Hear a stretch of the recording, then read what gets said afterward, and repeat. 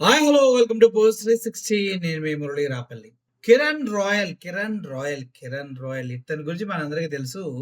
లక్ష్మి అనే ఒక యువతి దగ్గర నుంచి లక్షల కోట్ల డబ్బులు, కోటి రూపాయల పైన డబ్బులు దుబ్బేసినటువంటి మహాగణుడు. ఆ అమ్మాయి కూడా మీడియా ముందుకొచ్చి నాకు జరిగింది అన్యాయము, నా డబ్బులు మొత్తం తీసుకొని నన్ను బాధ పెడుతూ ఉన్నాడంటూ మీడియాకి ఎక్కిన ఘటనలో మనందరికీ తెలుసు. కానీ ఈ కిరణ్ రాయల్ ప్రతిసారి నేను శుద్ధపోసని, నేను అమాయకుడిని, నేను ఇది అంటూ ప్రజల మధ్యకొచ్చి తన శీల పరీక్ష చేసుకుంటూ ఉంటాడు. అదేంటో నాకు అర్థం కాదు.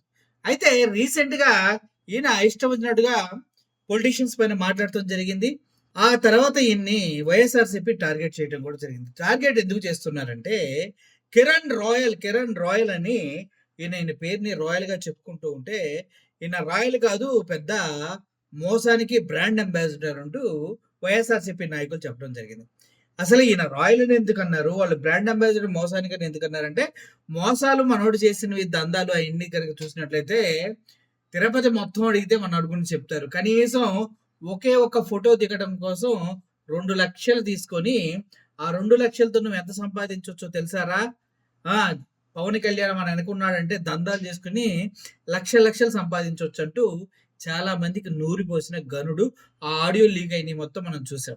ఇలా దందాలు చేసి వాడిని వీడిని మోసం చేసి డబ్బులు సంపాదిస్తూ ఉన్నటువంటి కిరణ్ రాయలు మీడియా ముందుకొచ్చి నీతులు చెప్తున్న ప్రతిసారి నాకు భలే కామెడీ అనిపిస్తది. ఏందిరా నాయనా, కొద్దిగా కూడా బుద్ధి జ్ఞానం ఉండదా? సిగ్గు శరం ఉండదా?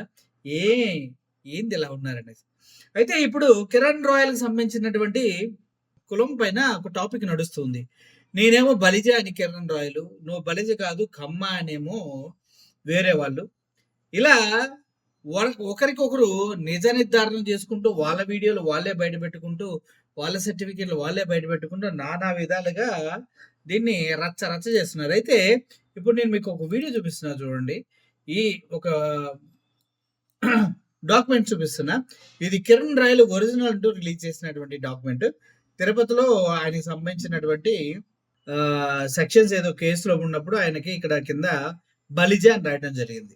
అది ఎఫ్ఐఆర్‌లో బలిజ అని రాయడం జరిగింది. అయితే ఆ బలిజరా కరెక్ట్ ఒరిజినల్ ఇదే అంటూ అది కిరణ్ రాయల్ బయటపెడతం జరిగింది. కానీ వాస్తవానికి కిరణ్ రాయల్ ఏంటి అనేది వైఎస్ఆర్‌సీపీ వాళ్ళు ఊరుకోకుండా ఆన్‌లైన్ ప్లాట్‌ఫామ్ నుంచి తీసుకొచ్చి మరి ఈయన బలిజ కాదు కమ్మ అంటూ నిజాలు బయటపెడతం జరిగింది. ఆ బలిజ అయితే ఏంటి, కమ్మ అయితే ఏంటి ఇదంతా పక్కన పెడితే వాస్తవాన్ని ఎందుకు దాస్తున్నాం అన్నదే ఇక్కడ పెద్ద పాయింట్. ఇప్పుడు బలిజలకి ప్రత్యేకమైనటువంటి ఆఫర్లు ఉన్నాయా ఎలక్షన్స్‌లో? లేదంటే బలిజ సామాజిక వర్గం అక్కడ ఎక్కువ ఉందా? బలిజలు ఎప్పుడు తెలంగాణలో ఉంటారు. మరి అటువంటిది ఇక్కడ ఈయనెందుకున్నాడు? అయితే ఈయన రాయల్ అని ఎందుకు పెట్టుకున్నారు? నిజంగా చెప్పాలంటే కమ్మ వీళ్ళు ఎక్కువ రాయల్ అని పెట్టుకుంటూ ఉంటారు. కానీ ఈయనెందుకు పెట్టుకున్నాడు?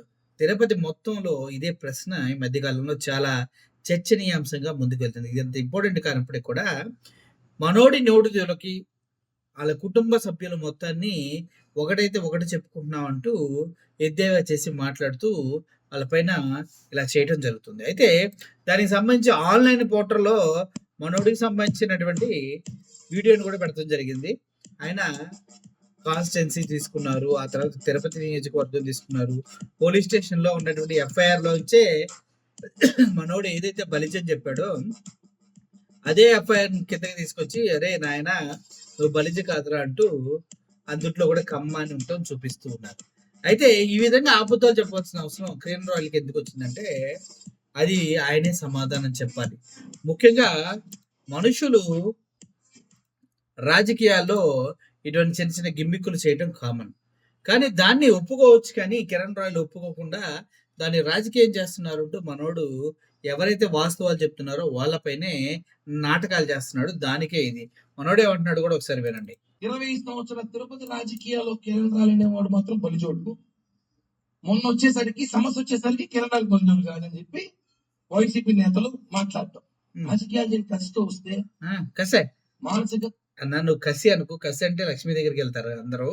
కసి, లవ్వు, కొవ్వు, పువ్వు ఏదో అన్నావు కదా, నువ్వు నా లవ్వు, కొవ్వు అలా ఉంటది కసి. దాన్ని కసి అంటారు. దీన్ని పాలిటిక్స్‌లోకి వచ్చింది నువ్వు కసితో కాదు.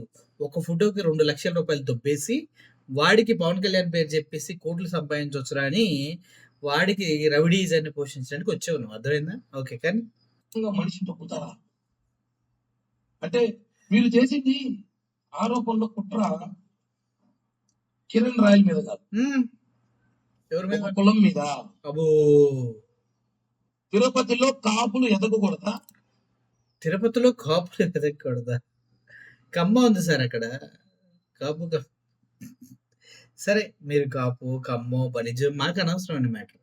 కానీ నువ్వు చేసేదంతా దొంగ పనులు చేస్తూ ఇలా కులాన్ని అడ్డం పెట్టుకోవడం తప్పనేది మాత్రమే మేము మీకు చెప్తున్నాము. కిరణ్ రాయల్ గారు మొన్న కూడా ఏదో ఆడోళ్ళంతా వచ్చి నీ భర్త సర్టిఫికేట్స్ వచ్చారా పువ్వా అంటూ కూడా మాట్లాడటం జరిగింది.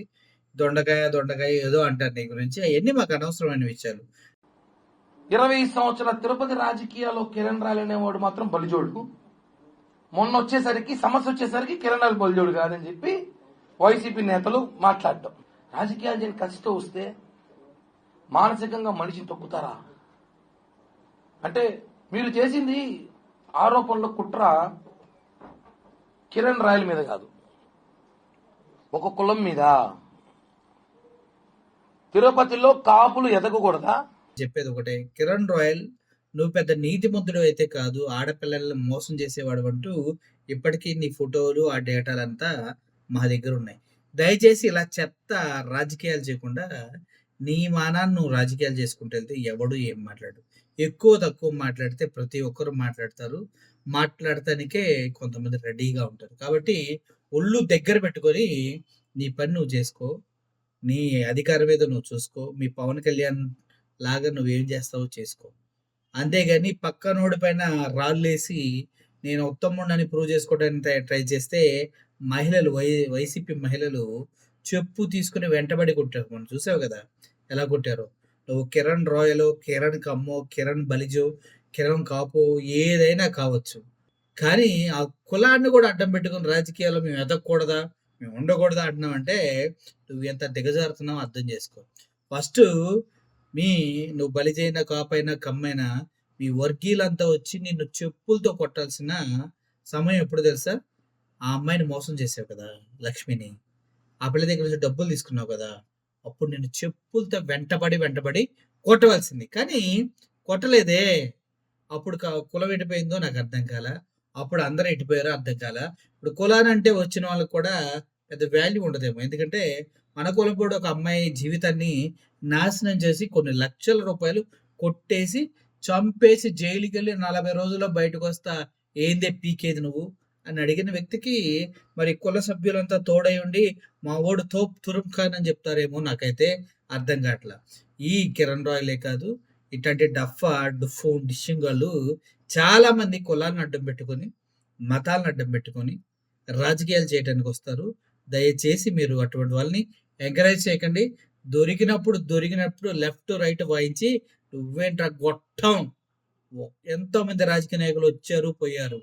ఏదో బానిస బతుకులు బ్రతికే మీలాంటి జనసేన నాయకులు కూడా ఎందుకురా ఇంత పొగరని మాత్రం మాట్లాడండి. ఎందుకంటే 15 సంవత్సరాలు ఊడిగం చేస్తా అన్న వాళ్ళ అధినాయకుడు ఇప్పటి వరకు సుగాలి ప్రతిక్ కానీ ఎవరికి కానీ ఎటువంటి న్యాయం చేయనటువంటి ఒక చేతకాని పొలిటీషియన్ గా పవన్ కళ్యాణ్ కి చరిత్రలో ఒక సుస్థిరమైనటువంటి స్థానం ఉంది.